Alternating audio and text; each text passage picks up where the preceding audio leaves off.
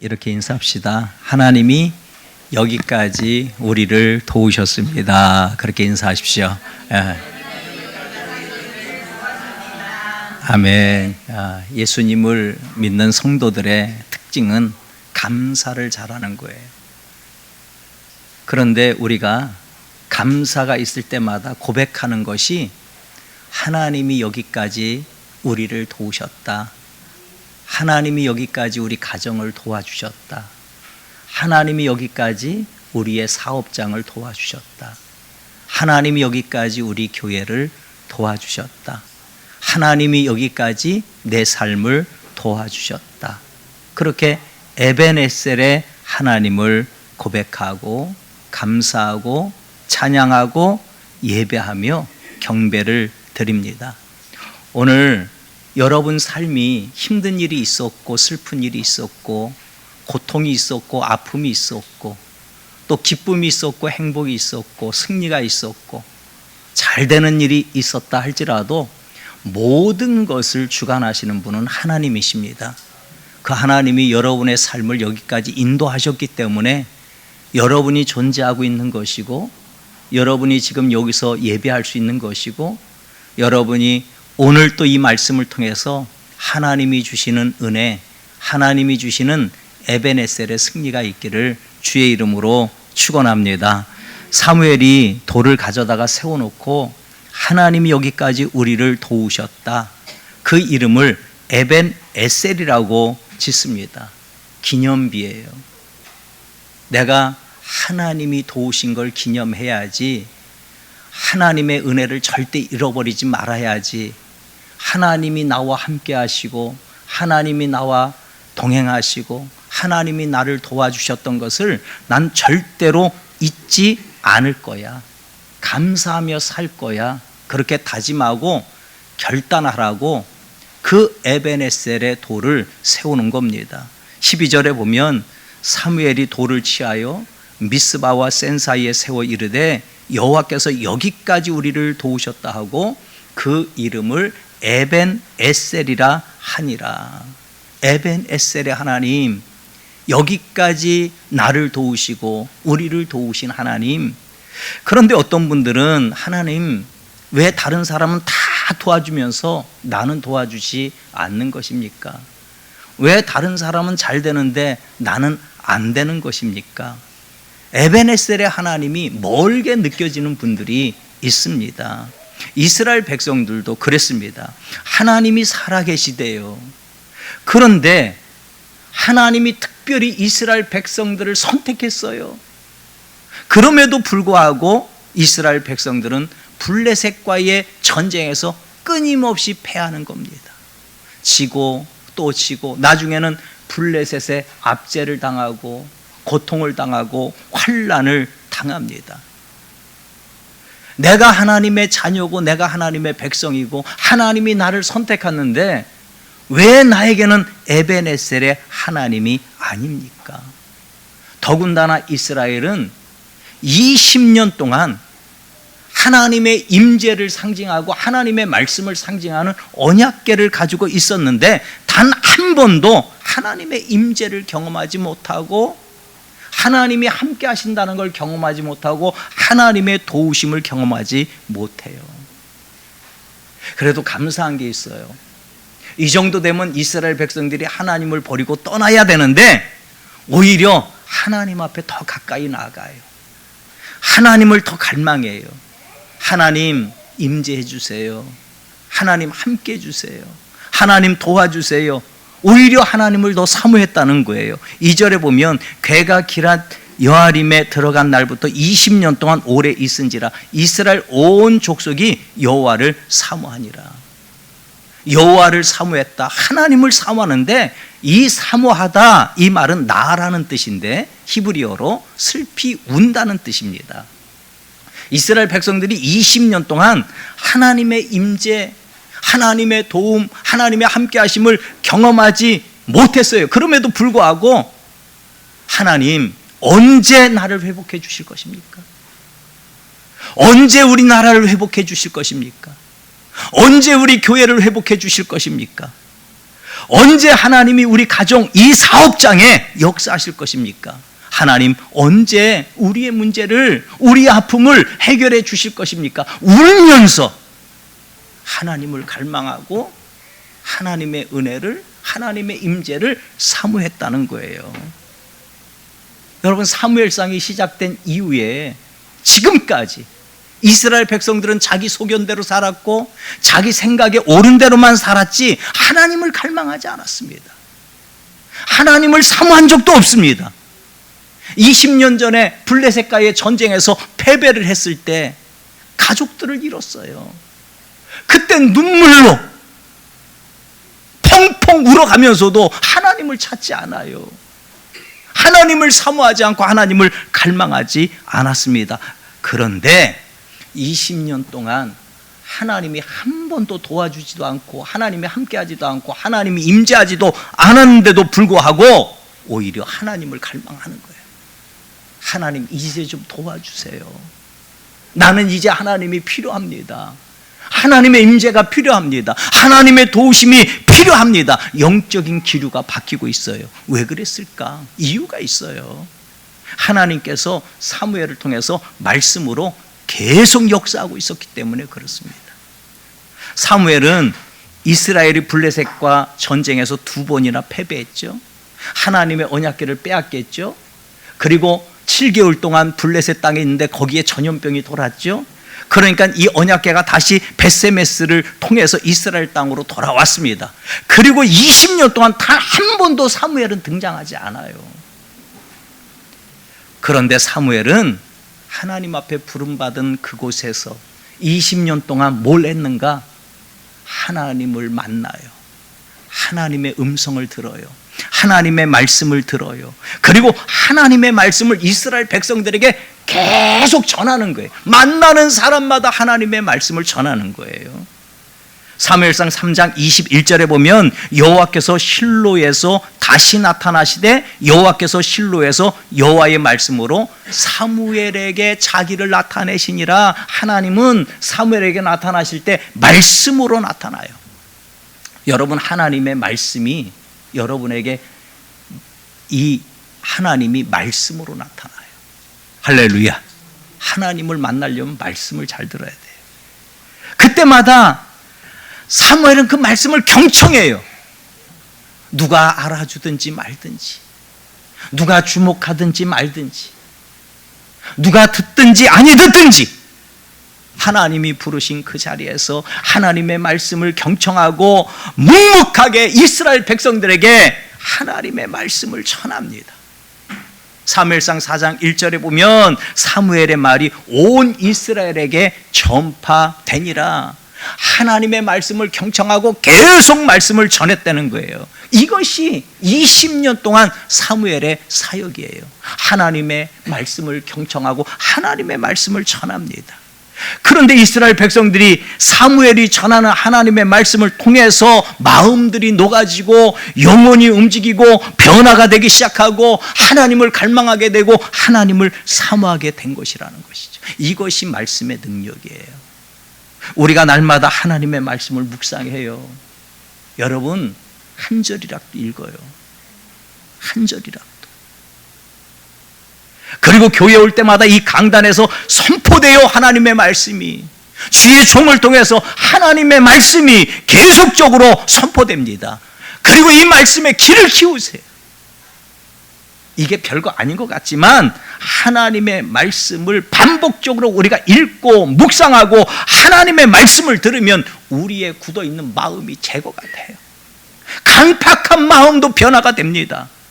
내 생각이 오라, 내 뜻이 오라, 내 주관이 오라, 이런 사람도 변화가 돼요. 죄가 깨달아집니다. 그리고 믿음이 생겨요. 그러면 영원히 구원받는 거예요.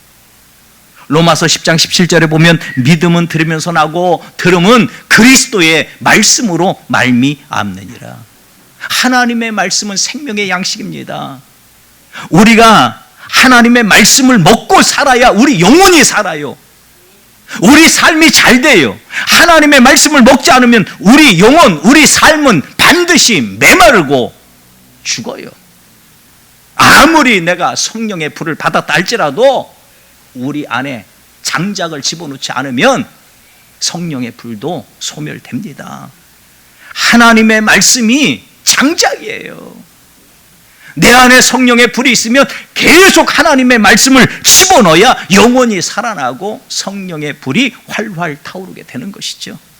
그래서 사무엘이 20년 동안 하나님의 말씀을 선포하는 거예요. 그랬더니 메마른 땅과 같은 이스라엘 백성들의 삶이 살아나요. 생각이 살아나요. 영혼이 살아나는 기적이 일어났습니다.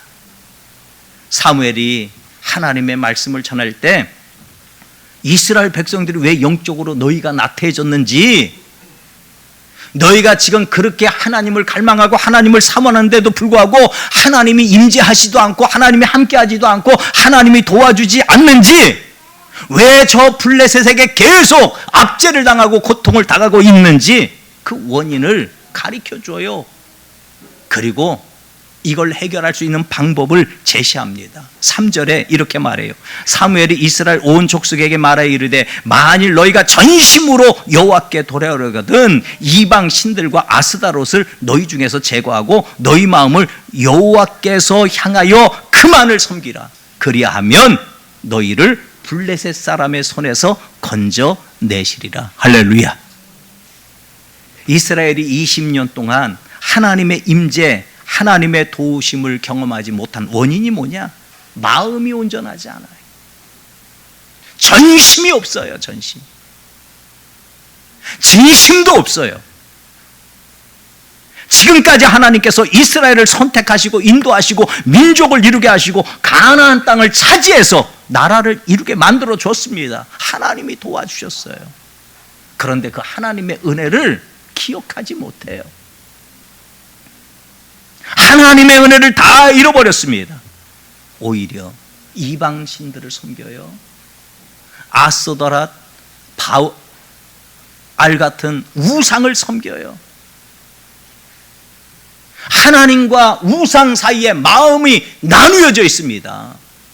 하나님을 버린 것은 아닌데 우상도 섬겨요. 하나님이 안 도와주는 거예요. 여러분, 에벤 에셀이 뭐냐?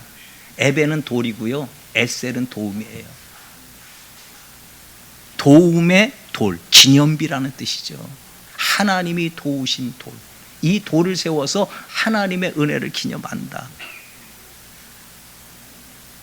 출애굽기에 보면 모세가 아들을 낳아요. 둘을 낳는데 미디안 광야에 있을 때 바로에게 쫓겨서 미디안 광야로 도망가서 거기서 40년을 사는데, 거기 있을 때 아내 시보라에게서 아들을 하나 낳았죠.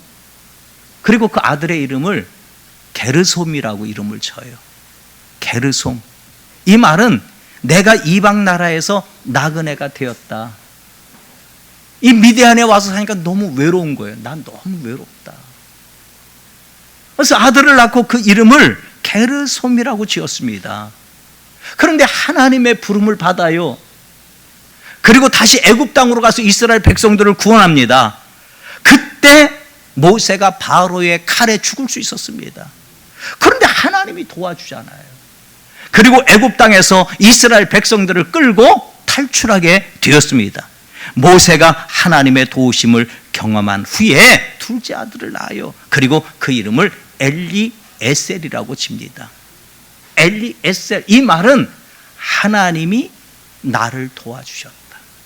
하나님은 나의 도움이시다.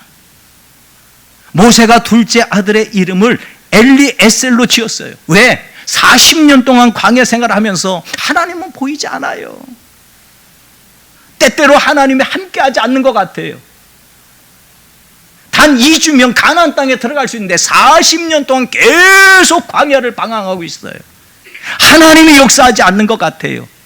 그때 아들의 이름을 부르는 거예요. 엘리에셀, 엘리에셀. 그러면서 모세는 생각하는 거예요. 하나님은 나의 도움이시다. 하나님은 나를 도와주신다.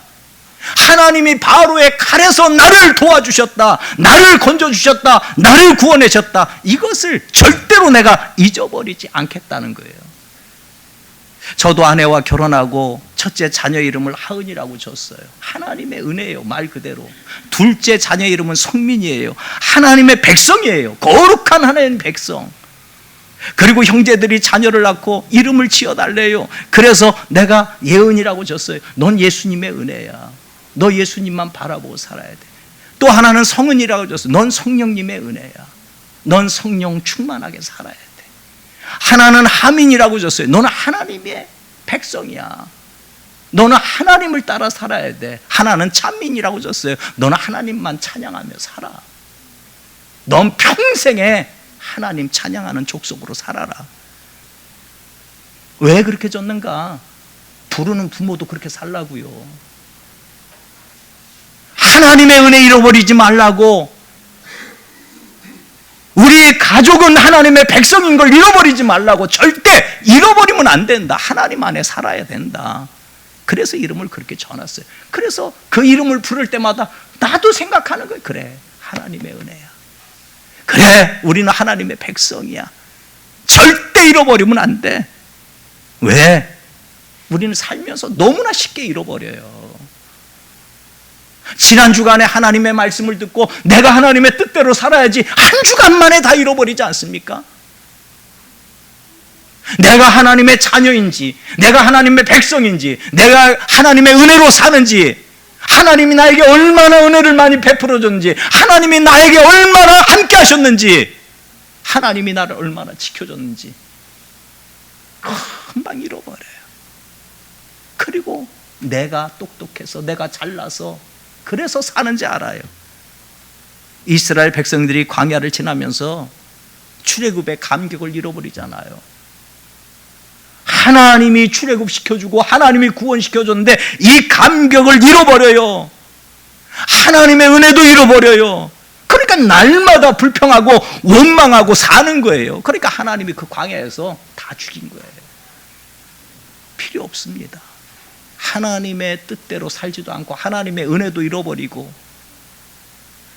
하나님이 구원해 줬는데 그 구원에 감격도 없는데 그럼 뭐 필요합니까? 광야에서 다 죽었습니다. 그런데 모세는 그 광야 생활을 하면서 힘들고 지치고 낙심되고 절망하고 고통스러울 때, 하나님이 역사하지 않을 때, 하나님이 보이지 않을 때마다 엘리에셀 그 아들의 이름을 불러가면서 하나님은 나의 도움이십니다. 하나님이 바로의 칼에서 나를 구원해 주셨습니다. 하나님, 나는 절대 하나님을 잊지 않겠습니다. 하나님의 은혜를 기억하겠습니다. 그러니까 하나님이 끝까지 모세와 함께 하신 것이죠. 이것이 에베네셀의 은혜예요. 우리가 처음 예수님을 믿었을 때 나 같은 죄인을 살려주시고 하나님의 자녀 삼아주시고 구원해주신 하나님의 은혜가 얼마나 감사해요. 그런데 시간이 지나면서 하나님이 구원하신 그 감격과 은혜 다 잃어버리고 하나님을 향한 사랑과 열정도 다 식어버리고 세상, 이 우상, 그리고 하나님 사이에서 지금도 머뭇머뭇해요. 세상에 나가면 세상이 너무 좋은 것 같고, 또 하나님 앞에 와서 말씀을 들으면 그래 또 이렇게 살아야 될 것 같고, 또 세상으로 나가면 또 세상 편에 서서 살아야 될 것 같고, 이렇게 왔다 갔다 마음이 갈라지고 머뭇거려요. 이게 영적인 간음입니다. 그래서 이스라엘이 하나님의 은혜와 도우심을 잃어버리고 이방신들을 섬기고 아스다롯 우상을 섬기니까 에베네셀의 하나님, 여기까지 우리를 도우신 하나님 잃어버리고 산 거예요. 기억하지도 못하고 산 거예요. 이게 20년 동안 하나님의 임재를 못 느끼고 하나님이 함께하지도 않고 하나님이 도와주지 않았던 이유예요. 그러니까 사무엘이 이스라엘 백성들을 미스바로 다 모이라고 말합니다. 미스바는 이스라엘 남과 북의 중간 지점, 가운데, 정가운데, 그리고 거기가 가장 높아요. 높은 지대에 있어요. 왜 미스바로 모이게 했느냐? 너희가 땅의 것만 생각하고 살지 말아라. 좀 높은 곳에 올라와서 너희의 현실을 바라봐라. 블레셋에게 압제당하고 고통받는 너희의 현실을 바라봐라. 그리고 높은 곳에서 눈을 들어 하나님을 바라봐라. 영적인 회복을 원해서 미스바로 모이겠습니다. 그리고 회개하라는 거예요. 그랬더니 이스라엘 백성들이 미스바에 모여서 금식하고 우리의 죄를 다 내려놓고 하나님 앞에 회개하는 놀라운 역사가 일어납니다. 6절에 보니까 그들이 미스바에 모여 물을 길러 여호와 앞에 붓고 그날 종일 금식하고 거기에서 이르되 우리가 여호와께 범죄하였나이다 하니라. 이스라엘 백성들이 막 물을 길려다가 여호와 앞에 막 붓습니다. 이것은 마음에 있는 모든 죄악들을 다 주님 앞에 쏟아낸다는 거예요. 여러분, 주님 앞에 여러분의 마음에 있는 죄악들을 다 쏟아내기를 축복합니다. 그리고 금식을 해요. 이것은 내가 육신의 소욕, 육신의 탐욕, 세상 것, 우상들 다 끊어버리겠다는 거예요. 그리고 오직 주만 바라보나이다. 이게 금식이에요. 오직 주만 바라보겠습니다. 오직 주님의 말씀대로만 살겠습니다. 결단하는 거예요. 하나님이 너무너무 기뻐하죠. 이러면 하나님이 춤을 추는 거예요. 그런데 그때 꼭 방해하는 놈이 있어요. 그게 마귀 새끼예요. 우리가 교회에 모여서 하나님을 예배하고 하나님을 찬양하고 열심히 전도하고 하나님 말씀에 순종하고 열심히 헌신하고 우리가 주님 앞에 회개하면 마귀는 분노하기 시작합니다. 방해하기 시작합니다. 어떻게 해서든지 온갖 방법을 다 동원해서 우리가 하나님 앞에 나아가지 못하도록 길을 막아요. 이스라엘 백성들이 미스바에 모여서 전심으로 회개하고 금식하니까 하나님의 언약궤가 이스라엘 땅으로 돌아온 이후 20년 동안 블레셋 한 번도 움직이지 않았거든요. 전쟁도 없었어요. 그런데 이 블레셋이 이스라엘 백성들이 막 모여서 하나님을 찾고 하나님을 예배하고 하나님을 찬양하고 회개하고 금식하니까 갑자기 일어나 이스라엘을 치려고 올라와요. 7절에 보니까 이스라엘 자손이 미스바에 모였다 함을 블레셋 사람들이 듣고 그들의 방백들이 이스라엘을 치러 올라온지라. 마귀가 역사하는 거죠. 이스라엘이 회개해요. 이스라엘이 갑자기 예배드리기 시작합니다. 이스라엘이 갑자기 기도하기 시작합니다. 하나님을 찾기 시작합니다. 그러니까 하나님 앞에 돌아가지 못하도록 블레셋을 통해서 마귀가 강하게 역사합니다. 이게 마귀의 사역이에요. 누가복음 15장에 보면 탕자의 이야기가 나오죠. 둘째 아들 탕자가 아버지 재산을 달라 그래서 나가서 허랑방탕하게 살아요. 완전히 다 탕진하고 거지가 됐어요. 거지가 돼서 아버지가 생각나요. 내가 아버지께 돌아가야 되겠다. 그래서 아버지께 돌아옵니다. 그리고 아버지 내가 잘못했어요. 아버지 제가 회개합니다. 용서해 주세요. 그런데 형이요, 집을 나간 동생이 돌아왔는데 그게 싫어요. 그게 기분 좋지 않아요. 그래서 분노하는 거예요. 형은 아버지 마음을 모르잖아요. 그러니까 분노하는 거예요. 그러니까 싫어하는 거예요. 한 영혼이 돌아오면 우리가 기뻐하고 한 영혼이 변화되면 우리가 기뻐하고 즐거워해야 되는데 그게 싫어. 교회 성도들이 나오면 우리가 함께 기뻐하고 즐거워해야 되는데 누가 나오면 그게 싫어. 아버지 마음을 모르는 그게 탕자예요. 이게 마귀예요. 마귀는 항상 탕자의 형처럼 누군가가 회개하고 하나님 앞에 돌아오면 그걸 싫어하고 분노하고 방해해요. 이스라엘이 미스바에 모여 전심으로 죄를 회개하고 하나님 앞에 돌아가니까 갑자기 블레셋이 쳐들어와요. 이스라엘 백성들이 깜짝 놀랍니다. 다시 전쟁에 패한 생각이 들어요. 두려움이 찾아왔어요. 그러니까 사무엘에게 우리를 위해서 좀 기도하십시오. 블레셋 손에서 구원해달라고 하나님 앞에 부르짖어 기도해 주십시오. 그러니까 사무엘이 어린 양 하나를 잡아서 번제물로 드리면서 하나님 앞에 이스라엘 백성들을 위해서 간절히 기도합니다. 하나님, 이 백성들 용서해 주시고 이 백성들 구원해 주세요. 그러니까 하나님이 응답을 해요. 9절에 보니까 사무엘이 젖 먹는 어린 양 하나를 가져다가 온전한 번제를 여호와께 드리고 이스라엘을 위하여 여호와께 부르짖음에 여호와께서 응답하셨더라. 할렐루야. 여러분, 이 어린 양, 젖 먹는 어린 양, 이 어린 양이 번제물이 됐어요. 누구예요? 예수 그리스도입니다. 할렐루야. 이스라엘과 하나님 사이에 서서 이스라엘의 죄를 용서해 주세요. 하나님, 이 마귀의 손에서 용서해 주세요. 블레셋 손에서 건져 주세요. 기도하는 사무엘이 누굽니까? 예수 그리스도예요. 우리의 죄를 위해서, 우리의 허물을 위해서, 우리의 저주를 위해서, 우리의 마귀의 압제를 위해서 모든 걸 다 뒤집어 쓰고 어린 양이 친히 되셔서 죽으신 예수 그리스도. 하나님, 이 백성을 좀 구원해 주세요. 그렇게 하나님 앞에 기도하는 예수 그리스도, 예수님을 상징하는 거예요. 요한일서 2장 1절에 보면 만일 누가 죄를 범하여도 아버지 앞에서 우리에게 대언자가 있으니 곧 의로우신 예수 그리스도라. 그는 우리 죄를 위하여 화목 제물이니. 여러분, 예수님은 우리의 대언자예요. 우리의 중보자예요. 우리의 대제사장이십니다. 우리가 때때로 죄로 넘어지고 쓰러지고 실패하고 좌절했을 때 예수님은 우리의 대언자가 되어주셔서 하나님,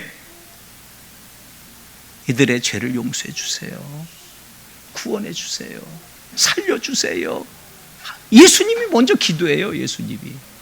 그리고 도우시고 함께 하시고 회복하시는 분, 그분이 예수 그리스도예요. 예수님의 수제자 베드로가 3번이나 예수님 부인하죠. 그때 예수님은 네가 어떻게 나를 그렇게 배반할 수 있느냐, 이 나쁜 놈아. 너 나와 함께한 시간이 얼마야? 너 나를 위해서 죽겠다고 한 게 엊그제야. 그런데 어떻게 나를 배반할 수 있어? 그렇게 책망하고 미워하고 저주하지 않았습니다. 오히려 베드로의 믿음이 떨어지지 않기를 위해서 하나님 앞에 기도해요. 누가복음 22장 32절에 보면 그러나 내가 너를 위하여 내 믿음이 떨어지지 않기를 기도하였느니 너는 돌이킨 후에 내 형제를 굳게 하라.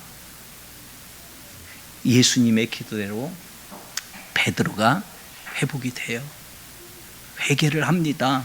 돌이킵니다. 그리고 돌아와서 초대교회를 세우는 거예요. 이처럼 사무엘이 이스라엘 백성들을 구원해달라고 하나님 앞에 간절히 부르짖는 거예요. 중보자가 된 거예요. 이스라엘 백성과 하나님 사이에 서서 중보자가 되어서 하나님, 이스라엘 백성을 구원해 주세요. 이 백성을 살려주세요. 다시는 이 블레셋의 압제에 두려워하지 않게 해주세요. 그랬더니 하나님이 사무엘의 기도를 드리고 갑자기 막 천둥번개가 팍, 블레셋 진영에 땅이 혼돈해요. 땅이 혼돈해. 블레셋 군사들이 깜짝 놀래요. 막 어지러워져요. 정신이 없어져요.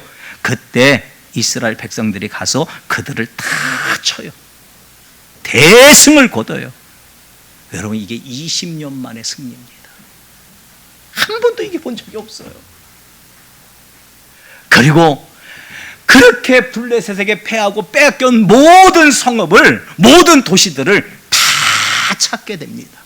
이게 하나님의 역사예요. 이게 에베네셀의 역사예요. 하나님이 도우시면 여러분 다 회복되는 줄 믿으시기 바랍니다. 14절 보세요. 블레셋 사람들이 이스라엘에게서 빼앗겼던 성읍이 에그론부터 가드까지 이스라엘에게 회복됐으니 이스라엘이 그 사방 지역 블레셋 사람들의 손에서 도로 찾았고 또 이스라엘과 아모리 사람 사이에 평화가 있었더라. 우리가 하나님께만 돌아가면 돼요. 여러분, 오늘 마음을 하나님께로 돌리세요. 그러면 주님이 승리를 줘요. 안 되던 거 회복해 주십니다. 사무엘이 이날의 승리를 기념하기 위해서 돌을 가져다가 미스바와 센 사이에 세우고 하나님이 여기까지 도우셨습니다. 하나님이 여기까지 우리를 도우셨습니다. 이스라엘 백성들에게 너희 이 돌 볼 때마다 절대 잊지 말아라. 하나님이 너희를 도와주셨다. 하나님이 너희와 함께 하셨다. 하나님이 너희를 지켜주셨다. 그래서 에벤에셀의 도움의 돌을 세웁니다. 12절 같이 한번 읽어볼까요? 시작.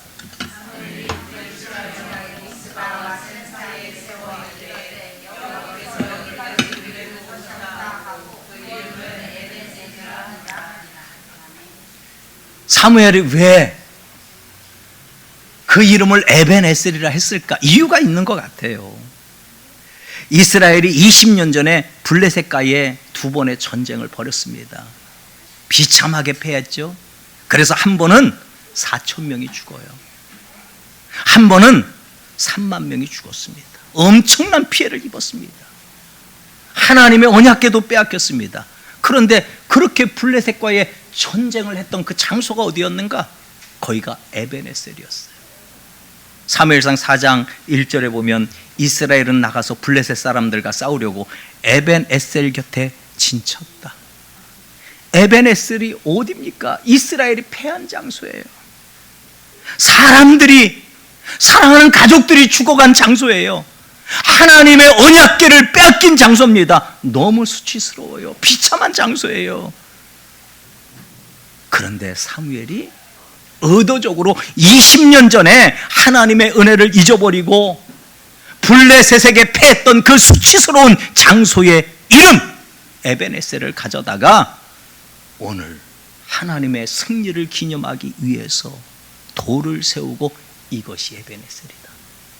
여기가 에벤에셀이다. 하나님이 여기까지 우리를 도우셨다. 그렇게 다시 에벤에셀을 회복시킨 겁니다. 우리가 하나님의 은혜를 잃어버리고 하나님의 말씀대로 살지 않고 하나님 중심으로 살지 않고 예수님 한 분이면 충분하다는 고백도 없고 그렇게 사니까 실패하는 거예요. 안 돼. 그러니까 좌절하는 거예요. 절망하는 거예요. 하는 일마다 막혀요. 너무나 가슴 아파요. 모든 영역이 꽉 막혀 있는 것 같아요. 그런데 에벤에셀은 너희는 더 이상 과거의 패배에 머물러 있지 말아라. 너희의 수치를 하나님이 다 씻어주실 것이다. 너희는 그리스도 예수 안에서 새로운 피조물이 되었다. 하나님 반드시 너를 회복시킬 거야. 하나님 반드시 너와 함께 할 거야.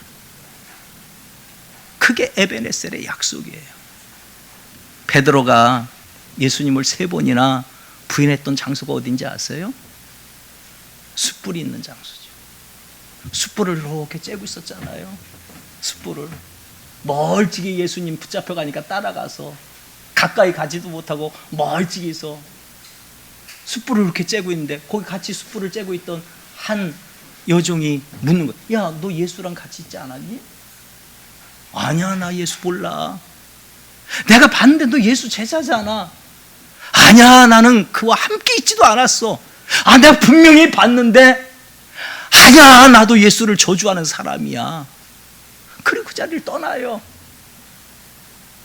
근데 예수님 부활하시고 갈릴리로 간 베드로를 찾아가요. 그 바닷가 앞에서 예수님 먼저 숯불을 펴놓고 베드로를 불러요. 베드로야, 베드로야. 보니까 숯불이 펴져 있어요. 깜짝 놀랐을 거예요. 숯불만 보면 그 생각나는 거 아닙니까? 내가 숯불 앞에서 예수님 3번 부인했는데. 근데 그 숯불을 펴놓고 예수님이 베드로에게 물어요. 베드로야, 나 사랑하니? 요한의 아들 시몬아, 너 나 사랑하니? 너 나 사랑하지? 3번이나 묻는 거예요. 그 숯불 앞에서 베드로가 고백해요. 주님, 내가 주님을 사랑하는지 주님이 아시잖아요. 주님 사랑해요. 주님 사랑해요. 이제부터 너 내 양을 먹여라. 내 양 쳐라. 내 양 먹여라. 그 자리에서 회복시켜 주는 거예요. 예수님을 배반했던 그 숯불의 자리에서 다시 베드로를 회복시켜 주시는 것이죠. 이게 에벤에셀입니다. 사무엘하 15장에 보면 아들 압살롬이 반역을 해요. 그 다윗이 피난을 가요. 비참한 굴욕을 당했죠. 다윗이 사실 밧세바와 간음을 했을 때 나단 선지자가 찾아와서 하나님의 심판을 이야기합니다. 내가 하나님 업신여겼어? 칼이 내 집에서 영원토록 떠나지 않을 거야. 그런데 그 하나님의 심판이 아들 압살롬의 반역으로 이루어지는 거예요. 아들이 아버지에게 칼부림을 하잖아요. 그래서 다윗이 피난을 가면서 기드론 시내를 건너서 감람산으로 올라갑니다. 머리로 다 자기 몸을 가려요. 풀어가지고 맨발로 걸어서 감람산에 올라가요. 울면서 눈물을 흘리면서 엉엉거리면서 올라갑니다. 그리고 그 감난산에서 눈물로 기도하여 하나님 원하겠는데 저 압살롬의 책사 아히도벨의 모략을 어리석게 하셔서 나를 좀 구원해 주세요. 하나님 나 좀 구원해 주세요. 간절하게 눈물로 기도해요. 했더니 하나님이 다윗의 기도를 들어주셔요. 그리고 압살롬의 책사 아히도벨의 모략을 패하게 하셔요. 압살롬의 반역이 실패로 끝나요. 하나님이 다윗을 다시 회복시켜줘요. 왕의 자리로. 이것이 에벤에셀의 은혜예요. 여러분, 더 중요한 건 1000년이 지난 다음에 다윗의 후손이 똑같이 기드론 시내를 건너가요. 감람산으로 올라갑니다. 그리고 그 감람산에서 눈물을 흘려가면서 땀방울이 핏방울이 되도록 기도합니다. 그 기도 제목이 뭡니까? 아버지, 내게서 이 잔을 지나가게 하여 주옵소서. 그러나 내 원대로 마옵시고 아버지의 원대로 되기를 원하나이다. 다윗이 경험했던 그 수치와 눈물의 감난산에서 예수님은 여러분과 저희의 모든 죄를, 모든 수치를, 모든 저주를 뒤집어 쓰고 눈물을 흘리면서 기도하는 거예요. 아버지, 내 원대로 마옵시고 주님 원대로 되기를 원하나이다. 그거로 인해서 우리에게 기쁨을 주고 회복을 주고 구원의 은혜를 허락해 주신 거예요. 그래서 누구든지 이제는 예수를 믿기만 하면 과거의 모든 수치와 아픔과 실패와 저주와 고통이 떠나가고 회복의 에벤에셀 임하게 되는 것이죠. 여러분의 수치는 뭡니까? 여러분 삶의 아픔은 뭐예요? 고민은 뭡니까? 고통은 뭡니까? 무너진 에벤에셀은 무엇입니까? 그게 가정일 수도 있고 사업일 수도 있고 자녀일 수도 있고 누군가와 안 풀리는 관계일 수도 있고 영적인 문제일 수도 있잖아요.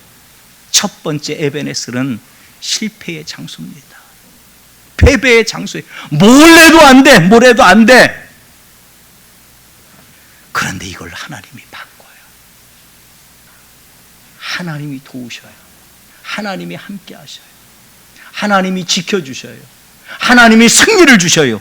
하나님이 여기까지 우리를 도우셨다. 에벤에셀로 바꾸어 주십니다. 그리고 이 에벤에셀의 하나님은 지금만 도운 게 아니에요. 여기까지만 도운 게 아니에요. 내일도 모레도 1년 뒤에도 10년 뒤에도 여러분 죽는 날까지 하나님이 지켜주시고 함께 하시고 도와주실 줄 믿으시 바랍니다. 그래서 우리가 살아온 모든 것이 하나님의 은혜예요. 하나님의 은혜 없이는 살 수가 없어요. 비록 우리 삶에 어려움이 있었다 할지라도 질병이 찾아오고 아픔이 찾아오고 고통이 찾아오고 실패가 찾아오고 안 된 모든 것까지도 하나님의 은혜예요. 여러분 지금 살아있다는 자체가 하나님의 은혜예요. 하나님 앞에 눈을 돌리십시오. 하나님께 돌아갑시다. 그러면 다시 회복됩니다. 여러분의 삶에 안 되는 모든 것까지 다 잘 될 줄 믿습니다. 이스라엘 백성들이 하나님이 임재 안 하니까 우리 하나님 없으면 살 수가 없어요. 하나님 도와주세요. 20년 동안 하나님의 임재와 하나님의 사랑과 하나님의 도우심을 갈망하잖아요. 그러니까 하나님이 역사하는 거예요. 하나님의 은혜를 갈망하고 사모하는 우리 남부교회 성도들에게 에벤에셀의 하나님이 경험되어지고 에벤에셀의 하나님이 여러분 삶을 다시 회복시켜주는 놀라운 역사가 있기를 주의 이름으로 축원합니다. 찬양같이